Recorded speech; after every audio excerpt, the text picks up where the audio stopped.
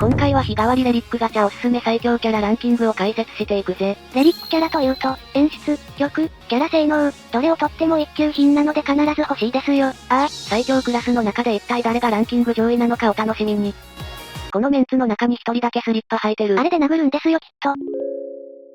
それではまずはじめに紹介するのは、2022年8月5日開催の自動機械のマルグリッドレリックお祈りで初登場したマダラミマーガレットアリスマーガトロイドだぜ。このアリスはレリック限定の攻撃式らしくエクセレントなパワーを持っていて、どのような場面でも超絶な火力を出すことができる攻撃性能を持っていて、間違いなくゲーム中でも最強クラスのキャラクター。攻撃式のアリスっていいですね。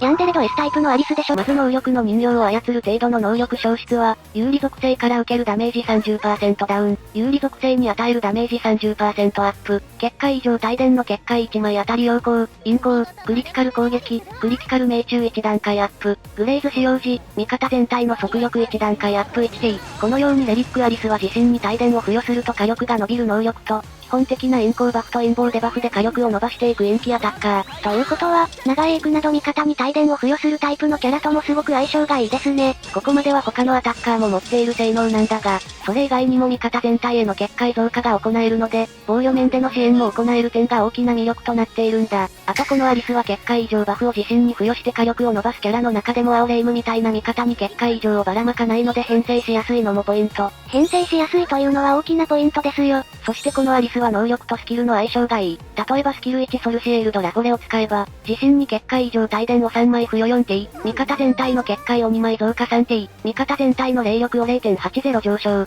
と、自身の結界以上帯電を3枚付けれるので、さらに火力と防御を大きく伸ばせることができるんだ。この手のタイプはシンプルながら優秀ですよ。また味方全体の霊力を上昇することもできるのは強い。また味方全体の結界を2枚増加することもできるので、グレイズで火力や防御力を伸ばせるキャラクターとこなせると相性がいいぜ。また自身もグレイズ仕様で速力を上げることができますね。他にも、スキル3のウィッチオブデスでは相手全体の陰謀を2段階ダウン 4T とデバフも使えたりとさらに火力の増加も狙えれるんだ。しかも4ターンという超ロングな持続ターンが有能だぜ。このように性能面に関しては、悪くはないが、それと方天空将 EX 沖縄のセリフでしょ。レリック限定の攻撃式と、同じ形であるレミリアなんかと比べると絶対火力やブレイク性能、特に自己完結したブレイク性能については大きく劣るところがあるのは確かなんだ。なのでエピックキャラたちとも比べてみると性能の違いが感じるな。確かに欲しいものは揃ってはいるけど、圧倒的なものがない印象ですね。ラストワードもアリスが七色の人形使いのためか、引用混合にされていて場合によっては火力が伸び悩むケースもあるんだ。バランスタイプの弱点という感じですね。あとアリスの一番の欠点というと、ブレイクがないわけではないがちょっと物足りなさが感じられるところだな。火力は出せてもブレイク性能が低く防御の支援がないのは、使いにくいところではありますよ。しかし、このアリスは歴代レリックの中でも可愛さはトップクラスだろう。レリックキャラはストーリーが切ないものが多く、みんな顔がキリッとしているんだが、アリスは吹っ切れた笑顔になっていて、可愛さではこの中で一番と言ってもいいのではないだろうか。わかります。この笑顔は確かに素敵ですよ。このアリスマイルを見るために引く人も多いでしょう。代わりにゴリ押しブレイクするな。では次に紹介する、日替わりレリックおすすめ最強キャラランキング第5位は、2022年11月14日開催の灰と炎のストラタムレリックお祈りで初登場した白銀の風藤原のモコウだぜ。モコタン初めてマントインしたお。水着ゆかり超フェステイに続いてゲーム3人目となる2つの禁止回復を得たキャラクターだぜ。2つの禁止回復ができるのは優秀だ。ただしこのレリックモコウの場合、西禁止解除のタイミングをずらして使用はできないんだ。また霊力チャージと同居しているので選択肢が縛られるなんて面もあるんだよ。一気に使ってしまうってことか。ただし、代わりに自身の特性でモコウ自身の禁止回復が可能なんだよ。2枚の禁止解除が行えるだけではなく、基本的な性能も十分すぎるくらいにあるんだ。気になる火力面は回復式なので期待できないように見えるんだが、スペル2の方も要望でバフがあり、通常スペルは共にバフでバフの掛け算方式にできるのでしっかり火力を出せるところもあるんだ。しかも能力のブースト使用時、味方全体の陽光1段階アップとグレイズ使用時、味方全体の命中1段階アップで、火力を上げて安定したダメージは稼げるのがいいですよ。さらにブレイク性能面も持っていて、スペル前効果で3枚の燃焼をつけ、さらに2ブーストすれば即座にその3枚をブレイクするというムーブができるので、2T かければ相手全員の結界を弱点無視で6枚割ることが可能。属性関係なしに問答無用で破れることもできるんだ。スキルも回復式らしいサポートと回復を織り交ぜたものとなってるんだ。スキル炎の蓬莱陣で味方全体の結界を2枚増加した上で陽伏せバフ、体力回復を行えるので、相手が陽気アタッカーである場合はこのスキルを有効に活用できるんだぜ。さらに、この模倣の注目すべく点は、不老不死らしい再生スキル。その注目すべくスキルは焼き付く財宝なんだが、これは自身の体力を 100% 回復、結界4枚増加、結界以上3枚回復と、耐久面をほぼほぼ初期状態に復帰できるという蓬莱陣らしいスキルを持っているんだ。すごい、マジでリザレクションが行えれるんだ。再使用には8ターンかかるんだけど、その最中にも戦術の炎の蓬莱人を活用しながら戦えることができる。毎ターン3枚ずつ結界を使ったとしても3ターンは生存できちゃうし、防御バフや回復、フルブレイクを活用しながら行動すれば2回目の焼き付く財宝も狙えれるんだぜ。これは高難易度にもってこいの不老不死らしい理不尽な耐久力だ。また竹林マヨはヌウサギとおとなしい狼の燃焼付与による陰謀デバフ、焼却弾ブレイクや、竹林変装の薬売りによる要望、クリティカル防御デバフなども可能なんだよ。このように弱いなんてことは一切ないんだけど、初心者さんが使うにはまだ早いって感じかな。確かに、真骨頂は禁止解除なので、高難易度のクエスト向きですもんね。あと、スペカの演出が長いので周回も少ししづらいなんてこともあるな。ただ火力も出せて、回復、理不尽すぎる再生能力なんかがあるのでうまく差別化できたことで腐ることもあんまりないだろう。なんといってもレリック模倣のラスワがかっこよすぎる。ケイネ先生とかぐやという二人の彼女を召喚するんだからな。その炎はまさか恋愛的なヤバい炎なのでは。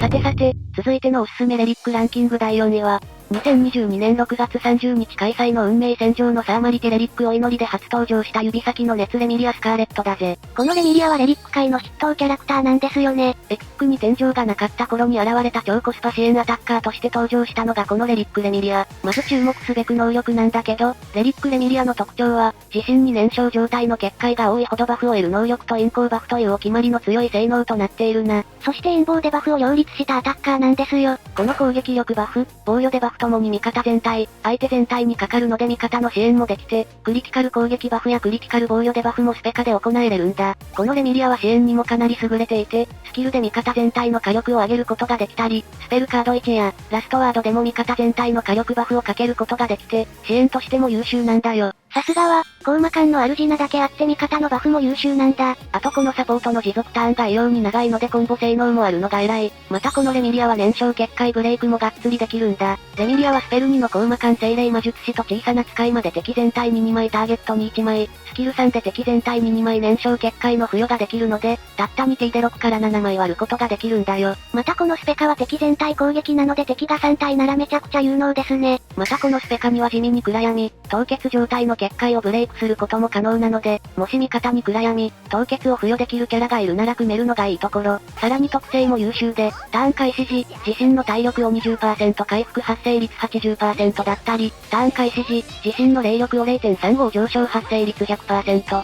このようにターンごとに自身を強化したり回復できたりすることができる特性を持っているんだ。欠点としては、味方への防御支援は行えないこと、特攻がないみたいな欠点もあることなど、ただし、もし玉片白が溜まっていて、すぐにでも4突まで可能なら周回火力は非常に有能。霊力に関してもスキルで即座に 2.00 上昇できるので、1ターン目から即座に3ブーストのラストワードを打つことも可能なので、即座に超絶な高火力を出すことができるんだ。初心者さんはとにかく周回をやっていかないといけないので、その性能はめちゃくちゃでかいですね。まだ1体もレリックを持っていないって方はこのレミリアを優先的に育てて、イベント周回、絵札周回に活躍させるのも手だろう。その周回火力の良さからこのランキングで4位にさせてもらったぜ。ただしとりあえず1体当てたでは実力を発揮できないところはあるので注意しよう。玉片白の配布数は意外とエピックよりもしょっぱいのでない場合はここで引かずに、上位陣の方がいいかもしれません。ああ、育成できれば強いが、余裕がないのならまだ引かない方がいいかも。もうすぐ絶対防御のカリスマガードレミリアも出るしな。いやそんな情報一切ないけどね。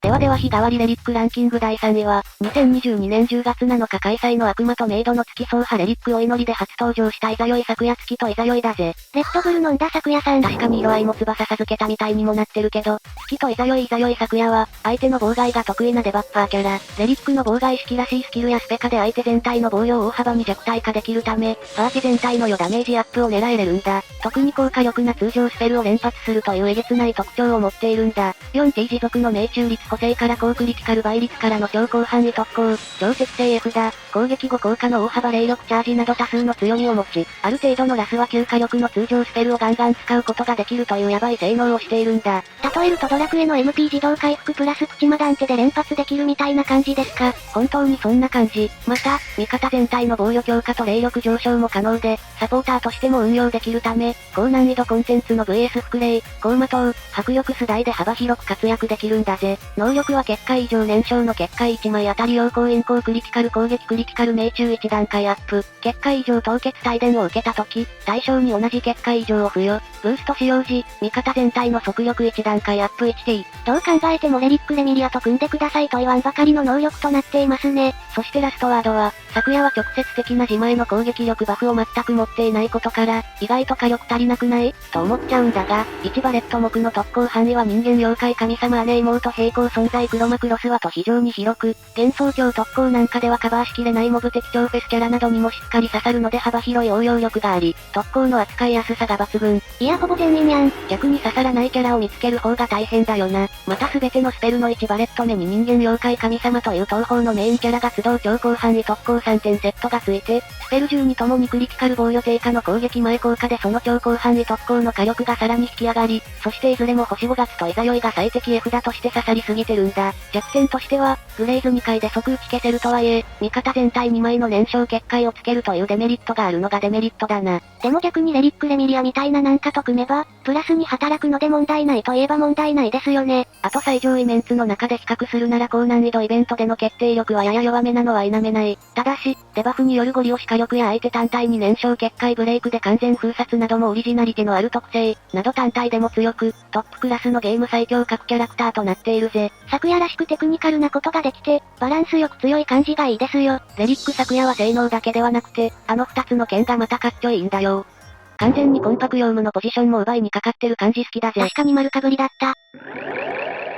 さてさて、おすすめ日替わりレリックランキング第2位は、2022年11月22日開催の地霊とソレイのアニマたちレリックお祈りで初登場した奈良かコメージ悟りだぜ。悟りは前回紹介した通り、クリティカル攻撃に特化した破壊式のアタッカーですよね。そう、相手の結界ブレイクをバッコリ持っていく超有能なブレイク要因。すべての攻撃に火と水の属性を3つ持つため、2ターンで相手をフルブレイク状態にできるんですよ。味方全体の霊力上昇も可能なため、ブーストを使った場合の余ダメージアップもサポートできるんだ。結界ブレイク、火力、支援など何でもこなせる最近の最上位キャラらしい性能です。その中でもレリック悟りは燃焼、ドッキリブレイクができること、レイムさんが言ったように火属性、水属性攻撃がメインである点、ドッキリ、暗闇でバフが入る点などが差別点となっているぜ。スキル1では、味方全体のクリティカル命中を上げ、スキル3では、相手全体のクリティカル防御を下げられるため、余ダメージの大幅な増加を狙えれるんだ。超火力、サポート、デバフ、結界異常ブレイクなど全てできる、最近の最上位キャラにふさわしいぶっ壊れ性能ですよ。さらに、スキル1は味方全体の霊力上昇も可能なため、ブーストの効果を得りやすいのでいろんなところで役割ができやすい。ガチガチのブレイク性能を持っていて霊力サポートもできるって偉すぎ。また先ほど紹介したレリック限定で初登場補正されしレミリアと比較しても、火力ブレイク性能ともに互角以上の力を持っていると言えるんだ。さらに火力はともかくブレイク性能もエピックの青レイムを上回っているレベルなんだぜ。ブレイク性能で言えば青レイムよりもこのレリック悟りの方が優秀なんだ。ブレイクができて火力を出せるというのはロストワードにおいて言うと、スタンダードな性能となっているんだけど、それはシンプルに汎用性が高いってことなんだ。そしてこの悟りの破壊力の根源がスペルカード、地霊伝わずかな地獄カラスの記憶。こちらは3段階ブーストすれば焼却弾での属性とわず3枚ブレイクを狙えるんだ。スキルでの付与も合わせれば、可毒弾効果も合わせて5枚ブレイクまで狙うことが可能。さらに燃焼だけでなく毒切りもあることから複数耐性の場合まとめてブレイクできなくなる場合もありますが、燃焼のどちらかが無効でも結界異常ブレイクが狙えるので汎用性が高いのもグッドポイントですね。相手の耐性を見て、必要であれば他に燃焼、毒切りを付与できるキャラを一緒に編成してもいいだろうね。このようにレリック悟りは、レリックキャラなので一発目から3ブーストできて、スキル3発動&フルブーストしたスペル2で、弱点無視で相手全体の結界5枚ブレイクをたった1ターンで行えることができるんだよ。初手からとんでもない破壊力。さらにスペル2自体が霊力補正も強く、この子に霊力絵札をつけておけばさらに次のターンに全体3枚ブレイクを行えれるんだ。つまり大体の敵が2ターンでフルブレイクできちゃうってことか。弱点としては全体的に操作性が難しいといいう要素があるのが否めないな。というのもレリック悟りの火力を維持するには結界以上の効果のデバフを保持し続ける必要があって、2T かけたブレイク戦術、味方のクリティカル攻撃サポートなどを行うには基本的に結界消費が必要で、そうなると必然的に最大パワーは落ちてくるんだ。なるほど、燃焼などで要望を落ちた状態こそが火力を出せるきっかけとなるということか。と言っても破壊式でありがちな命中不安の弱点も目立つものではなく、そして何より、火力が出せて圧倒的なブレイクというこのロスワのゲームシステムの基礎にして重要な性能が頂点クラスに極まっているんだよ。間違いなくゲーム最強格のキャラクターだ。やはり結局のところ弾幕ごっこもロスワというゲームも。弾幕はパワーだぜ。いや美味しいところ全部持っていくな。それではおすすめレリックランキング栄えある第1位に輝いたのは、2022年12月8日開催のセオーあまたの新更新レリックお祈りで初登場したさよならはどこか青い朝かかなこだぜ。キャナコー。霊務部長のいじりがはかどってしまわないか心配です。レリックキャナコは先ほども言ったようにゲームにおいて最も重要視される性能と言える、結界以上ブレイクに秀でた能力を持っていて、しかもそのタグの中の水準は東方ロストワードナンバー1を争うほどのレベル。北条の神から破壊神に転職しちゃったと。ブレイク性能は白小石とも劣らないといえば、その強さがわかるだろう。さらにレリックカナコはスキルで要防バフを行え、で火力面と防御面も安定できるアタッカーでもあるんだ。火力に関しては結界バフと通常バフでダメージを伸ばせるので、ダメージから支援面もこなせれるという隙のない性能なんですよ。まず能力がぶっ壊れすぎていて、3種の結界以上で別々のバフが入るというものになっているんだ。パッと見ただで字数が今までと桁違い。能力は剣を想像する程度の能力消失。結界以上燃焼の結界1枚当たり陽光引光クリティカル攻撃クリティカル命中1段階アップ。結界以上凍結の結界1枚当たり陽光引光クリティカル防御クリティカル回避1段階アップ。結界以上帯電の結界1枚当たり速力命中回避1段階アップ。ガチで能力からぶっ壊れすぎでしょ。そう、まず3つの結界以上を力に変えるということでたくさんのキャラクターと組みやすいというのが大きな利点。また3種の結界以上で別々のバフが入るわけなんだが、燃焼なら攻撃関連、凍結なら防御関連、帯電関連なら速力、命中、回避等が上昇するという、あらゆる面を強化することができるんだ。隙がどこにもないだと、能力がこれだけいいとスキルはどうなのよってところなんだが、無事に壊れちゃってます。スキル1の姫大明神で、味方全体の陽光3段階アップ 3T、味方全体のクリティカル攻撃3段階アップ 3T、相手全体に結界以上帯電3枚付与 3T、ということで、いきなり味方全体の火力バフを破壊的に上げることができて、相手に結界以上帯電3枚付与することができるんだ。また帯電というのがめちゃくちゃ偉いんですよ。帯電は相手の回避が低下させるので、安定してダメージを稼ぐことができるから、火力バフとの相性が抜群なんですよ。そう、しかも相手のターンさえも奪うという効果を持っていて、結界以上の中でも優秀な状態以上。まさにポケモンの麻痺みたいな感じですよ。さらにスキル2の混合魚の宮は自身の霊力 2.00 上昇。味方全体の命中3段階アップ 3T、自身にファスト付与、となっていて、あれだけの火力を出せる能力を持っているにもかかわらず、なんと自身の霊力 2.00 上昇させることができるんだ。スキルも喉から手が出るほど欲しいものを持ってるじゃん。これとスペル1の守屋神社マナ娘のような荒人神のコンボが強力。帯電を攻撃前に3枚付与し、スキルで3枚付与できるので3段階ブーストして属性無視ブレイクを6枚分狙えれるんだ。帯電ブレイクが通るならここに霊力に注ぎ込めば1ターンで6枚持っていくことができる。待って、しかもスキル1を使えば、9枚もあることができちゃうじゃん。しかも娘のように愛するサナへの支援もあって、攻撃後効果で結界増加効果、体力回復効果もあるという耐久面も爆上げできるんだ。実際に使ってみるとその耐久力はマジで藤見並みに倒れない。防御力も底上げできる上に回復もできるってぐい。このキャラが人気投票ランキング79位。なので耐久面が不安になった場合に使うこともできるんだ。ブレイク性能は間違いなくトップクラスで割れる結界の枚数は史上最強のゴリ押しキャラ白小石と完全に互角。あちらの方が霊力が少なく済むので色々立ち回れるんだけど、スキルを使えば簡単に3段階まで持ってけるからほぼ同レベルかもしかしたらそれ以上。ナンバー1クラスのブレイク性能ってだけで、VS 副霊コーマ東迫力スダイなどこのゲームの高難易度コンテンツ全てで最上位の活躍が期待できますね。もはや敵に帯電無効がなければ、どこでも絶対に活躍できると言っても過言ではないと言えるな。またもう一つのスペルカード守屋神社我が背面の土着神は土属性オンリーのスペカなので、土属性弱点の相手には使いやすいスペカ。また3段階までブーストすれば地味に毒弾でのブレイクも狙えれるんだ。毒切りも攻撃前効果で付与できるので、毒切りが通るなら属性問わず3枚のブレイクが可能です。これは土属性弱点の相手がいなくても使いやすい個性として活用するといいでしょう。霊力増加効果もあるのでデバフ付与もあるので、初動に使うのもありですね。さすがにここまで来るとラスワは抑えめにしてるっしょ。って思っちゃうんだがラスはもうめちゃくちゃ有能。かなこ様、新校舎続々続出中です。レリック限定キャラらしい高火力なラストワードを使えるんだが、特にかなこは最重要な1バレット目含めて幻想郷プラス平行存在という超広範囲特攻を持っているのが偉すぎるんだ。幻想郷とかほぼ全員ですし、平行存在特攻についても最近の VS フクレイは平行世界のキャラが参加していることが多くなっているので刺さりまくりですよ。先ほども軽く言ったように、チーム全体への補助という部分でも十分強いものを持っているのもでかい。両方命中クリティカル攻撃などの汎用項目を補助できるのもいいんだけど、単体スペルであるスペル2で敵全体に要望デバフを入れられるところもかなり特徴的。弱点としては、白小石並みの破壊力はあるものの、かなこは初手3ブーストで霊力を使い切ることぐらい。ただし、スペル1とスキル2を使えば速攻で霊力回復できるので、ほぼデメリットゼロではありますよ。回復、支援、防御、火力、ブレイクとないものがない。逆に弱点を見つけるのが難しいぐらいにゲーム最高水準のオールラウンダーキャラ。もちろんエピックを含めた東方ロストワード全体でも1、2を争うレベルのキャラ性能と言っていいだろう。いやー、我が激推しキャラクターが1位に輝いてくれて嬉しいですよ。なんといっても強者感あふれるデザインも抜群だよな。こんなに仁王立ちが似合う美女はかなこ様ぐらいだろう。しかも後ろのキャノン砲が中二秒心をくすぐられますよ。性能面は間違いなく歴代でもトップクラスでかっこよさも一級品のかなこ。皆さんもぜひ当ててくれよな。さて、今回の授業はここまでにするぜ。冒頭でも言いましたがレリックキャラは、演出、曲、キャラ性能、どれをとっても一級品なので今回の授業を参考に当てていきたいですよ。また日替わりガチャはポイント引き継ぎも可能なので少し運が良ければ、天井と合わせて3体はゲットできる可能性もあるから引いていこう。視聴者さんの狙っているレリックキャラがいたら教えてくださいね。おそらくここまで見るのに疲れたはずだから、東方キャラの ASMR 耳かきが聞ける東方耳かき屋で休んでいくといいぜ。それではここまでご視聴ありがとうございました。ご視聴ありがとうございました。グッドボタンとチャンネル登録よろしくお願いします。